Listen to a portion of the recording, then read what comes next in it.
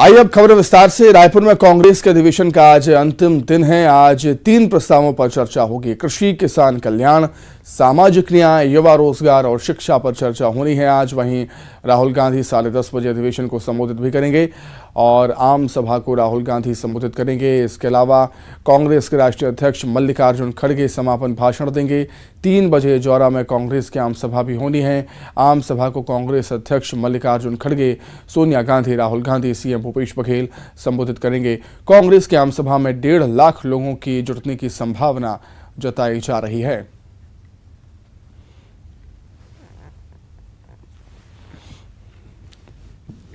तो तीसरा और अंतिम दिन आज कांग्रेस के 85वें राष्ट्रीय अधिवेशन का कई प्रस्तावों पर आज चर्चा होनी है और राहुल गांधी का भी आज संबोधन है। सीएम भूपेश बघेल भी संबोधित करेंगे।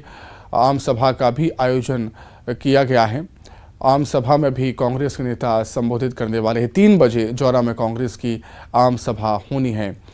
3 प्रस्तावों पर आज चर्चा होगी। कृषि, किसान कल्याण, सामाजिक न्याय, युवा रोजगार और शिक्षा पर चर्चा आज अधिवेशन में होनी है। चलिए अधिक जानकारी के लिए सीधे हम रायपुर का रुख कर देते हैं। हमारे सहयोगी युगल तिवारी इस समय हमारे साथ जुड़ गए हैं रायपुर से लाइव। युगल, अधिवेशन का अंतिम और तीसरा दिन है आज और आज का दिन भी बेहद ही महत्वपूर्ण। राहुल गांधी का संबोधन होना है, 3 प्रस्तावों पर चर्चा भी।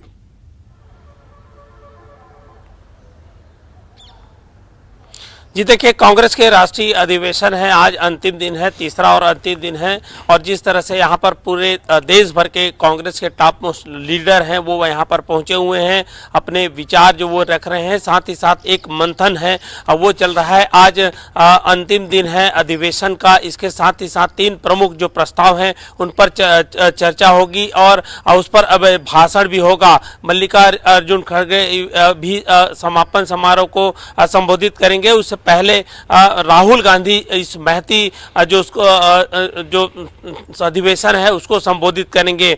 जोरा में, रायपुर के जोरा में एक बड़ी सभा और रैली का आयोजन कांग्रेस द्वारा किया गया है। पूरे प्रदेश के 33 जो जिले हैं उनके तमाम जो कार्यकर्ता हैं, पदाधिकारी हैं, इस रैली और महासभा में आज शामिल होंगे। यहाँ पर मल्लिकार्जुन खड़गे और राहुल गांधी, सोनिया गांधी और मुख्यमंत्री भूपेश बघेल विशाल जो जनसभा है उसको संबोधित करेंगे। 1.5 लाख से अधिक जो कार्यकर्ता है, पदाधिकारी हैं और ये तमाम लोग वहां पर जुटेंगे और इसकी व्यापक व्यवस्था की गई है। जिस तरह से राष्ट्रीय अधिवेशन में कांग्रेस का मंथन जारी है और ये कहा जा सकता है कि 2023 और 2024 लोकसभा विधानसभा चुनाव को लेकर के एक खास रणनीति है वो तैयार की जा रही है। साथ ही साथ जो बदलाव किए गए हैं कांग्रेस के संविधान में और आरक्षण सहित कई जो अहम बदलाव यहां पर किया गया है, तो ये कहा जा सकता है कि कांग्रेस पूरी तरह से जो चुनावी मोड में आ चुकी है और यहां पर कांग्रेस की जो रणनीति है, सदी हुई रणनीति है, वो यहां पर बनाई जा रही है। जी बिल्कुल, जिस तरीके से हम देख रहे हैं युगल, पूरे देश की बात करें तो पूरे देश में कांग्रेस अभी कमज़ोर है। 2024 में लोकसभा चुनाव होना है और उस लिहाज से ये राष्ट्रीय अधिवेशन काफ़ी महत्वपूर्ण है कांग्रेस के लिए। संगठन को नई ऊर्जा देने के लिए स्वरूप भी इस अधिवेशन में बनाएगी कांग्रेस।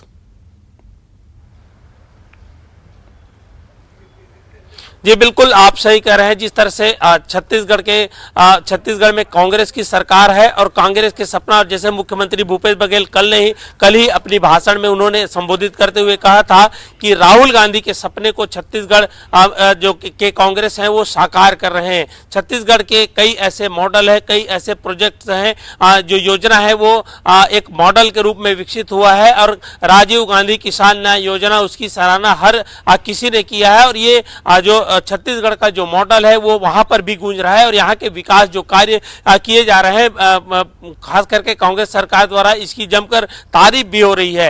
और सिर्फ 3 राज्यों में अगर हम देखें तो कांग्रेस की सरकार है। ऐसे में कांग्रेस जरूर कमजोर है, लेकिन छत्तीसगढ़ में जिस तरह से कांग्रेस काफी उभरी है और यहाँ पर बड़ी जीत कांग्रेस को हुई थी और उसी टेम्परामेंट के साथ 2023 के चुनाव में भी कांग्रेस फिर से वापस आना चाहेगी। साथ ही साथ साथ या जितने टॉप पोस्ट जो लीडर आए हुए हैं कांग्रेस के, उनके आने से ऊर्जा का संचार कांग्रेसी कार्यकर्ताओं में हुआ है। जिस तरह प्रियंका गांधी कल आई थी तो उनके भव्य स्वागत की को जो नजारा था, जो तस्वीर था, वो देखने लायक था। इसके अलावा राहुल गांधी, सोनिया गांधी, मल्लिकार्जुन खड़गे, तमाम ऐसे बड़े जो नेता हैं जो सभी जो कांग्रेसी कार्यकर्ता हैं, पदाधिकारियों को रिचार्ज करने का काम है कर रहे हैं। और चूंकि 2023 में विधानसभा का चुनाव होना है, 2024 में लोकसभा का चुनाव होना है, ऐसे में ये ऊर्जा और ये जो गुरु मंत्र जो मिल रहा है कांग्रेसियों को, वो बेहतर परिणाम ला सकता है। जी ठीक है गल, बहुत शुक्रिया आपका जुड़ने के लिए, तमाम बातचीत के लिए बहुत धन्यवाद।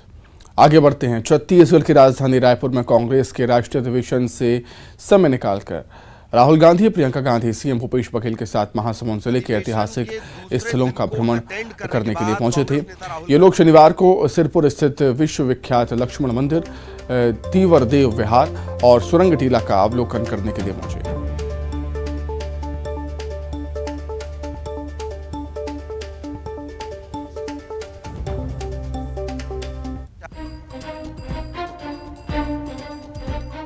रायपुर में चल रहे कांग्रेस अधिवेशन के दूसरे दिन को अटेंड करने के बाद कांग्रेस नेता राहुल गांधी और प्रियंका गांधी आसपास घूमने निकल गए। राहुल और प्रियंका ने सिरपुर के प्रसिद्ध लक्ष्मण मंदिर को देखा। भारत में लाल ईंटों के नागर शैली के इस अनोखे और पहले मंदिर को सोमवंशीय राजाओं ने सन 525 से सन 540 के बीच बनवाया था। राहुल प्रियंका ने इस मंदिर को चारों तरफ से देखा। इसकी मूर्तियों, मंदिर की दीवारों पर बनी कलाकृतियों को देखकर वे आश्चर्यचकित हो गए। यह मंदिर 1700 साल से समय की मार झेलने के बावजूद मजबूती से खड़ा है। इस समय उनके साथ मुख्यमंत्री भूपेश बघेल भी थे। रायपुर से करीब 75 किलोमीटर दूर लक्ष्मण मंदिर स्थित है। महानदी के तट पर यह स्थित है और इसकी विशेषता है कि इस मंदिर में ईंटों पर नक्काशी करके कलाकृतियां निर्मित की गई हैं, जो अत्यंत सुंदर हैं, क्योंकि अक्सर पत्थर पर ही ऐसी सुंदर नक्काशी की जाती है। मंदिर के तोरण के ऊपर शेष शैया पर लेटे भगवान विष्णु की अद्भुत प्रतिमा है। इस प्रतिमा की नाभि से ब्रह्मा जी के उद्भव को दिखाया गया है। साथ ही भगवान विष्णु के चरणों में माता लक्ष्मी विराजमान है। इसके साथ ही मंदिर में भगवान विष्णु के दशावतारों को चित्रित किया गया है। हालांकि यह मंदिर भगवान विष्णु को समर्पित माना जाता है, लेकिन यहां गर्भगृह में लक्ष्मण जी की प्रतिमा विराजमान है। यह प्रतिमा 5 फन वाले शेषनाग पर आसीन है। Bureau report, news 18। Shivraj cabinet की बैठक में अहम फैसले लिए गए। इस दौरान कैबिनेट ने लाडली बहना योजना को मंजूरी दी। योजना के तहत 23 साल से ज्यादा की उम्र की महिलाओं को हर महीने सरकार 1000 रुपये देगी। योजना के आवेदन 5 मार्च से जमा किए जाएंगे। सीएम ने फैसले को ऐतिहासिक बताया। सीएम ने कहा कि आवेदन करने के लिए बहनों को कहीं नहीं जाना होगा। बहनों के सशक्तिकरण के लिए, महिला सशक्तिकरण के लिए आज हमारी कैबिनेट ने बहुत ऐतिहासिक फैसला किया है। आज हमने मुख्यमंत्री लाडली बहना योजना को अनुमोदित किया है। अगर बहनें सशक्त, महिला सशक्त, तो समाज सशक्त, समाज सशक्त तो प्रदेश सशक्त, और प्रदेश सशक्त तो देश सशक्त। वहीं बीजेपी विधानसभा का घेराव करेगी छत्तीसगढ़ में, और बीजेपी 15 मार्च को विधानसभा का घेराव करेगी। मोर आवास मोर अधिकार के तहत बीजेपी का ये प्रदर्शन होगा। बूथ सशक्तिकरण अभियान के बैठक में ये निर्णय लिया गया है।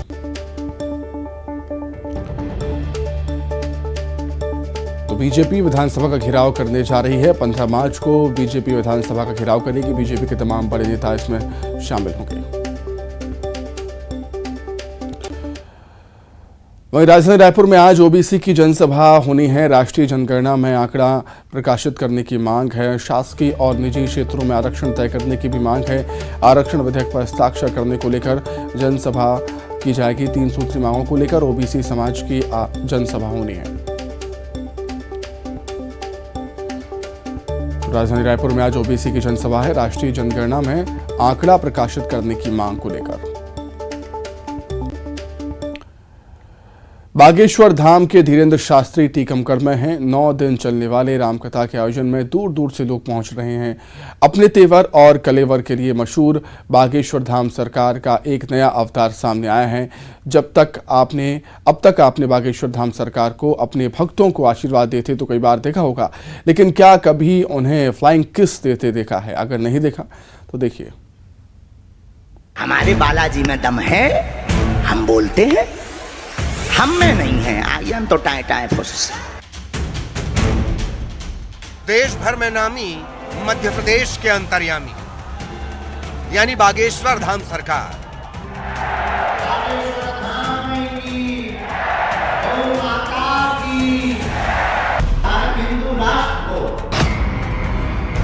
हिंदू राष्ट्र का फेवर, सनातन की महिमा वाला तेवर। आपने देखे होंगे इनके कई कलेवर, लेकिन बागेश्वर सरकार का ये अवतार है जरा हटके।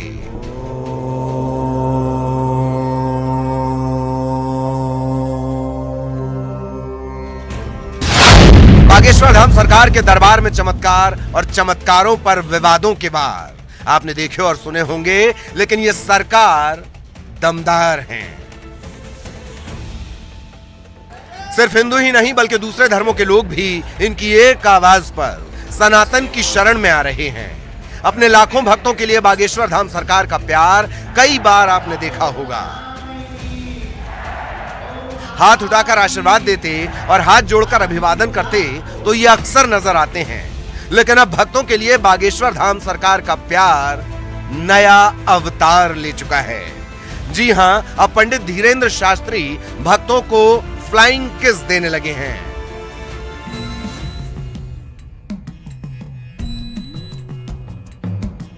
टीकमगढ़ में एक शोभा यात्रा के दौरान उनका कारवां गुजर रहा था तो भक्त फूलों की बरसात कर रहे थे।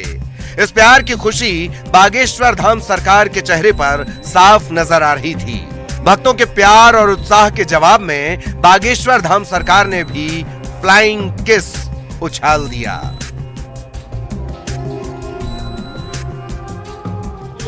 फूल चढ़ा करके राम यात्रा का स्वागत कर रहे थे, टोपी पहन करके स्वागत कर रहे थे। मतलब क्या हुआ? सब राममय हो गए।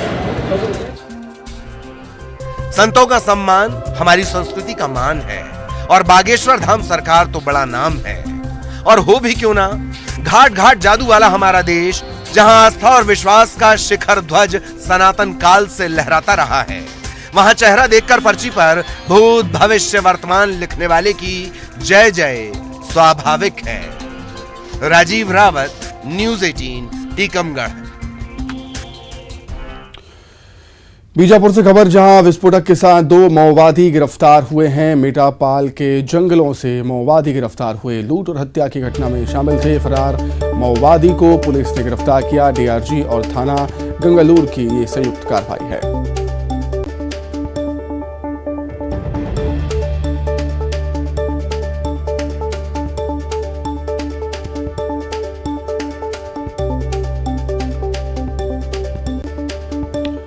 तो गरियाबंद के सुपेबेड़ा में किडनी की बीमारी से पीड़ित मरीजों की मौत का सिलसिला लगातार जारी है। किडनी से पीड़ित एक और मरीज की मौत हो गई। 36 साल के धर्मेंद्र नाम का शख्स लंबे वक्त से किडनी की बीमारी से जूझ रहा था, जिसका साल 2020 के बाद 18 बार डायलिसिस हो चुका था, जिसकी मौत हो गई है। इसके साथ ही 2011 के बाद सुपेबेड़ा में किडनी की बीमारी से पीड़ित मरीजों की मौत का आंकड़ा 87 पहुंच गया है। गौरतलब है कि यहाँ के दूषित पानी की वजह से गांव का तकरीबन हर शख्स किसी न किसी बीमारी से पीड़ित है।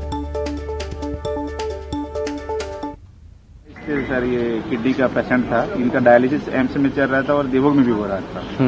तो इनका यानी आज डेथ हो गया सर। बहुत दुख की बात है। सुपेबेड़ा में ये कंटिन्यू डेथ हो रहा है, लेकिन सरकार थोड़ा सा ध्यान देना चाहिए, क्योंकि हमारे गाँव वाले तेल नदी का मांग कर रहे हैं पानी के लिए, लेकिन अभी तक सर वो पानी नहीं मिला है। इसी का फलस्वरूप है जो एक के बाद एक डेथ होते जा रहे हैं। अब तक कितना मौत हो गए? ये 87 है सर।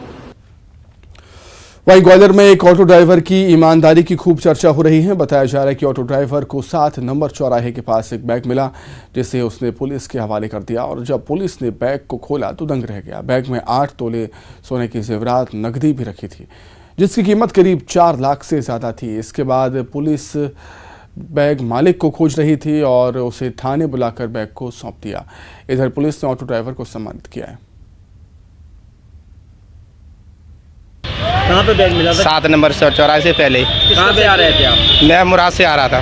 किसका बैग था वो पता नहीं किसका था। उस बैग में क्या क्या था? उसमें बैग में मैंने खोल के देखा था ना, उसमें सोना चांदी था तो आपने और मैंने आके पुलिस को दे दिया। फिर मैं थाने गया, थाने से फिर मैंने वजन कराया, वजन करा के फिर वो पूरा करके उसके बाद मैं निकल गया था।